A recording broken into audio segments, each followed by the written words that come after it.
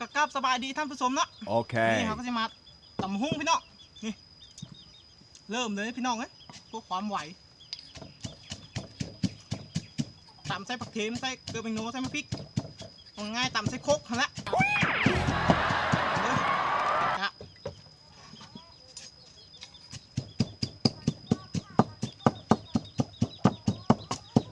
หอนยามเท่งนี่พี่น้องเอ้ย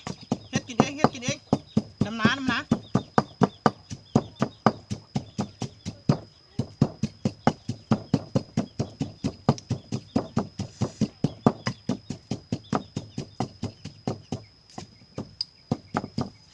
ตำเละลาย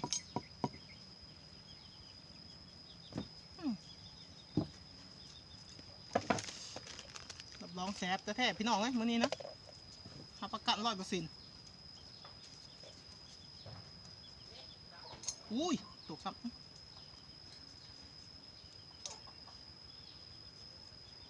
ใส่มะนาวมานึงนะพี่น้องเอ้ย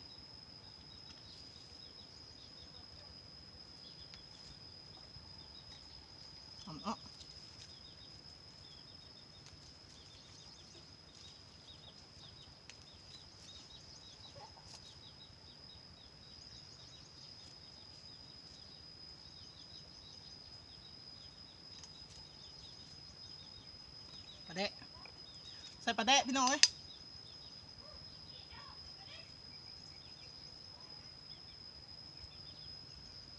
ดิ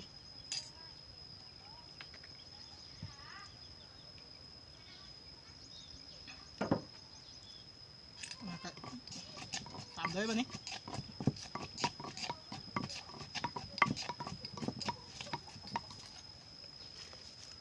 ใส่น้ำตาล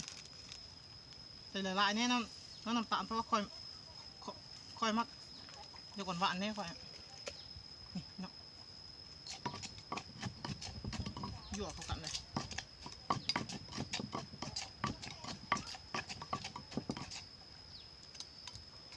ใส่มะฮุ่งพี่น้องนี่ตามเลยรับรองแซ่บแท้ๆพี่น้องไว้มื้อนี้นะ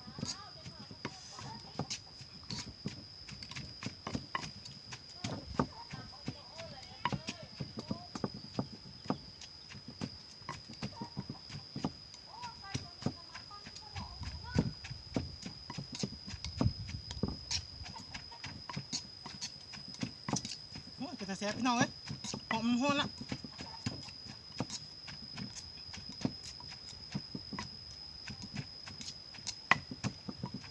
โอ้ยกูเกะจากสิได้กินทำได้เลยเนาะพี่น้องเอ้ย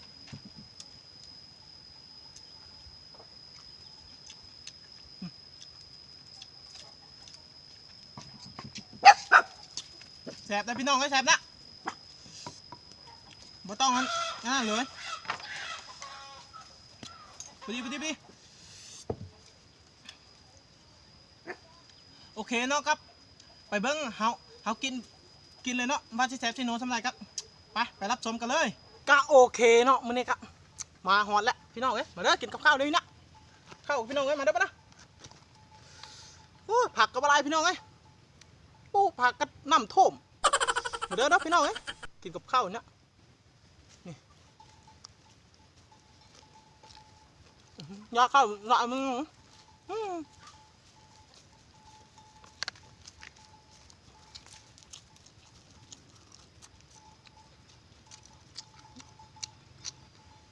มาไหมเนาะแสบลีพี่เนาะ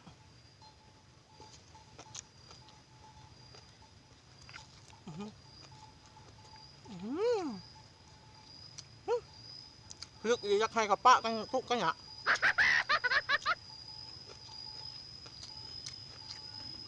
แหนมเนาะ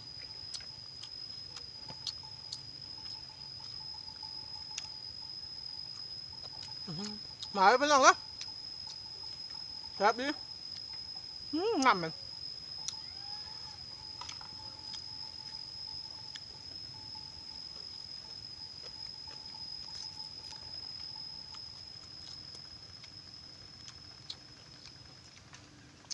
ก็ขายแน่ไม่มากกระทิ้งพี่น้องเว้ยกับจามเนี่ย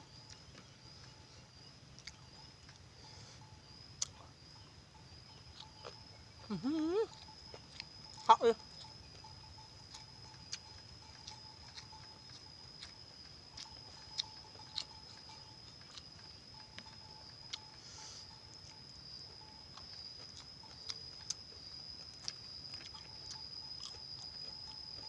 มาเด้อพี่น้องเด้อแซ่บเลยตำหู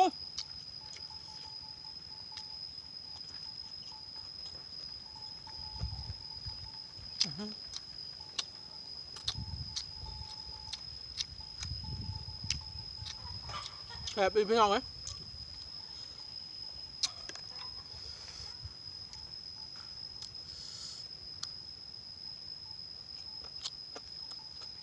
กินยิ่งหนาพี่น้องเลย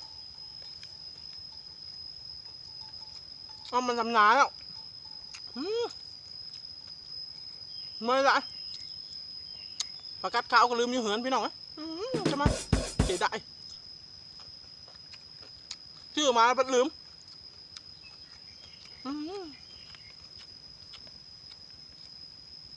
มาเคือเอากำไรไปให้ทัก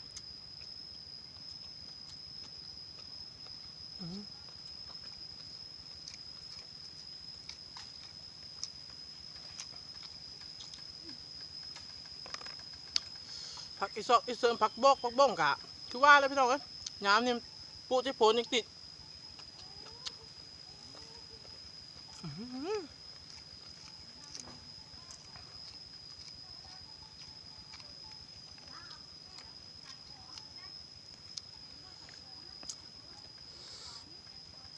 ตะขักลีพี่น้องไอ้ขักลีนี่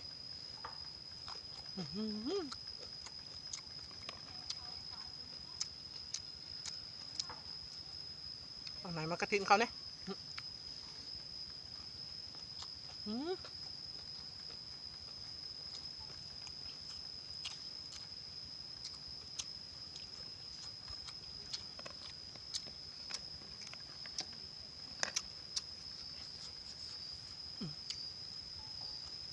ครับ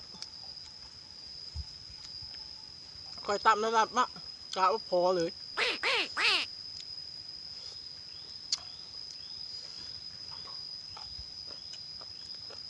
งมภาพมันตำหุ้งแสบแล้วนึ่ง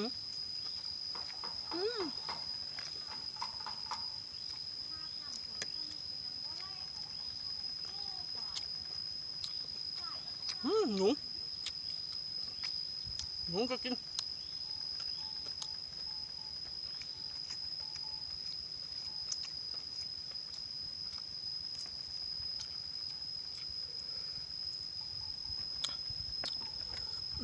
หมดแล้ว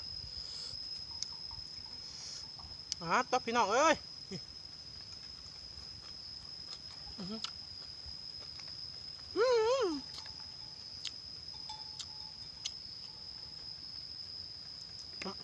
ชุกกินยาอะไรเนาะ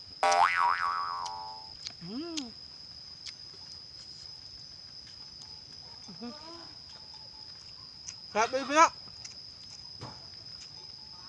ไม่เนาะ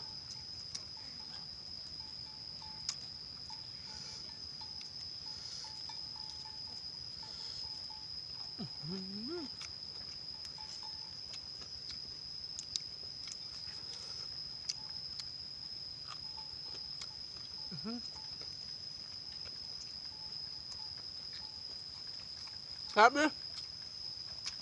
ขึ้นมาจะทำนาก็ยังบริเป็นเครื่องพี่น้องไง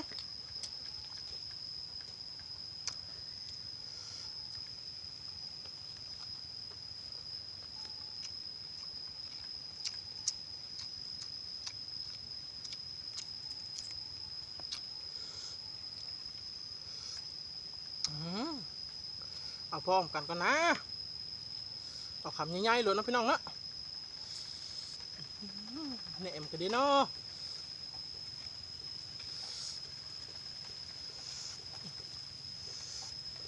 คำโอ้คำใหญ่ๆพี่น้อง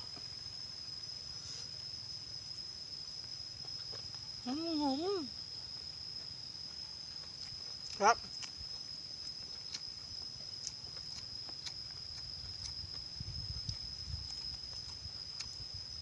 ยานำมันดีจ้ะ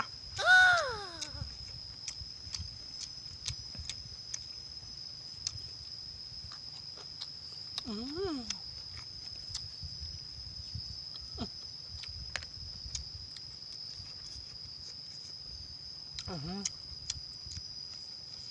ข้าวคุยเลยไหมครับข้าวเหนียวพี่น้องข้าว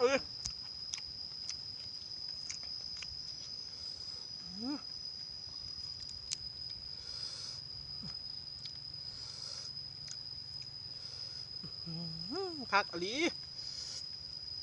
เนาะ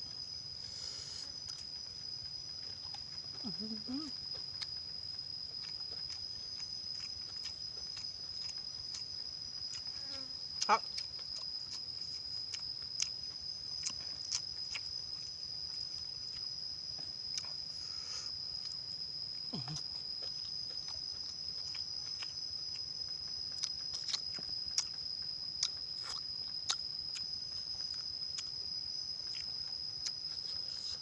พอดีกินพี่น้องไหม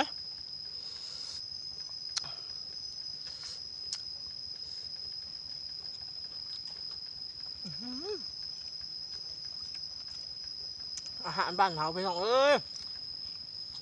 ครับเบิดแต่อาหารบ้านเขาละ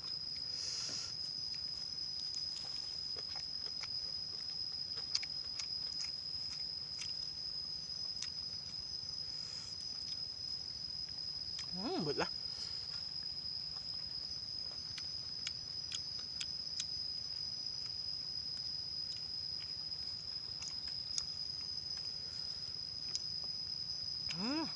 ดีเบิดเลยพี่น้องเอ้ย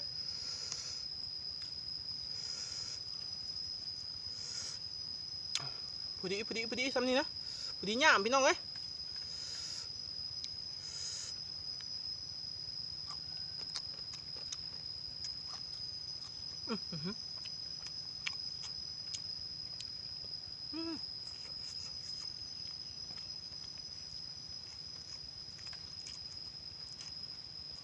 ครับ